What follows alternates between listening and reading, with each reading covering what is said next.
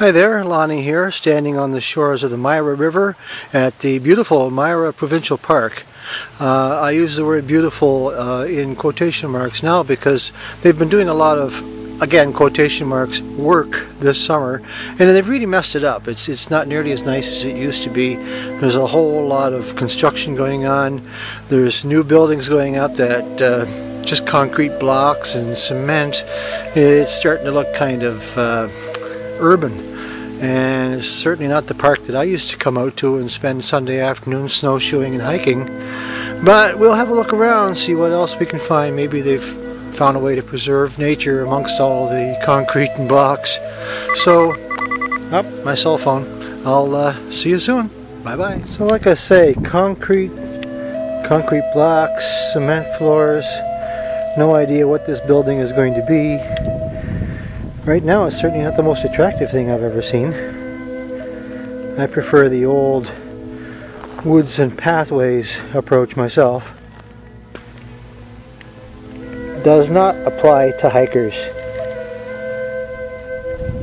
Now, the campground doesn't look as if it's changed a whole lot, which is good. So this is the way I remember the rest of the park looking.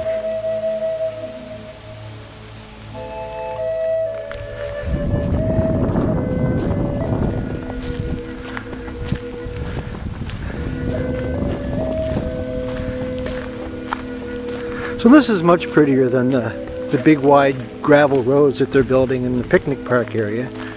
I mean, maybe the picnic park does need to be a little bit more accessible, but yeah, you can drive on roads like this and still be accessible.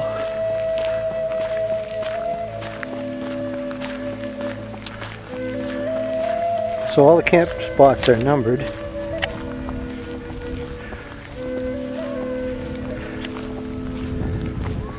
And of course, conveniences. Perhaps not running water, but convenient nonetheless. Each camp spot has a picnic table and a fire grill.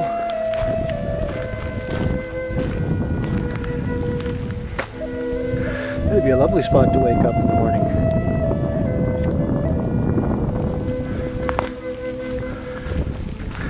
When I come out here, I try to find a spot that's not too close to somebody else, which means there's nobody in a tent next to me. So I always try to find a secluded spot and set my tent up there.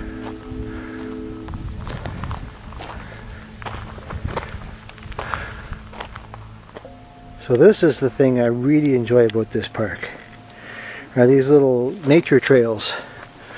And I don't think all of them were intentional. I think some of them were just kind of beaten down by many years of footprints and people just taking shortcuts through the woods.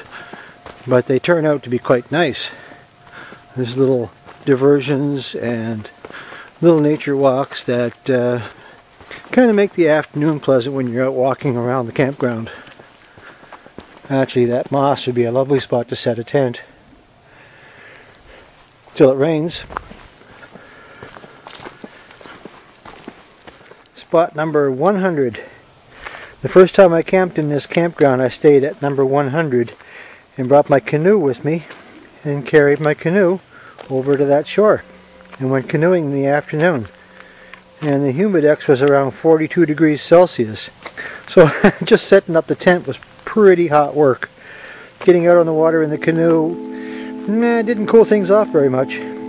Getting back to the campground, collapsing in the tent, yeah, that cooled me off until the next morning.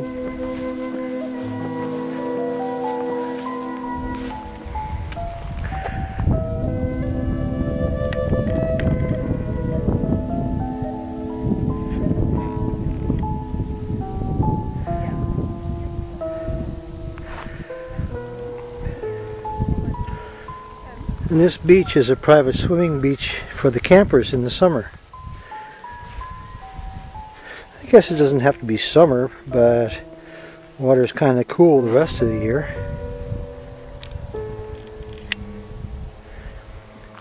Okay, so overblown optimism. Looks like they're starting to develop the campground too. Okay, the road's been widened. It seems to be still following its original course. So I just don't know. I don't know why it has to be so damn wide. It's losing a lot of its charm, in my opinion. But we'll see what happens in the next couple of years. Maybe we'll have another government and they'll come in and let everything grow up again. This is one of my favorite parts in the whole park. It's just an old road that was probably here when the park was under private ownership and before the province took it over. And the park attendants have been maintaining it a little bit, just as a bit of a hiking trail, a nature walk.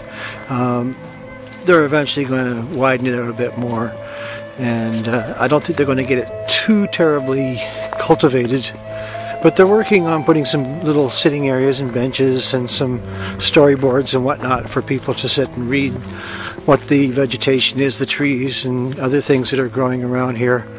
We were told by some park officials earlier today that there's been a family of deer spotted up here quite early in the mornings most of the time. This part of the park didn't get any visitors this summer because it was closed for the construction on the roads and whatnot that were going on. So the deer have moved in and they're enjoying it. And to be quite frank with you, I'd enjoy it too, even as a human.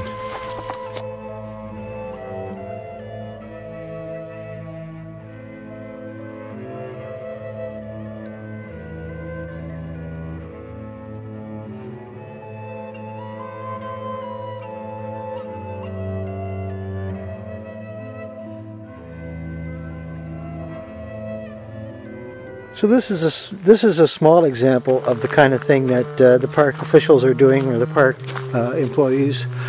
They're just kind of shoring up some of these corners and putting picnic tables in. There'll be benches further up in the woods that overlook the water, and just a place to sit and contemplate or catch your breath or read a book or hide from your kids.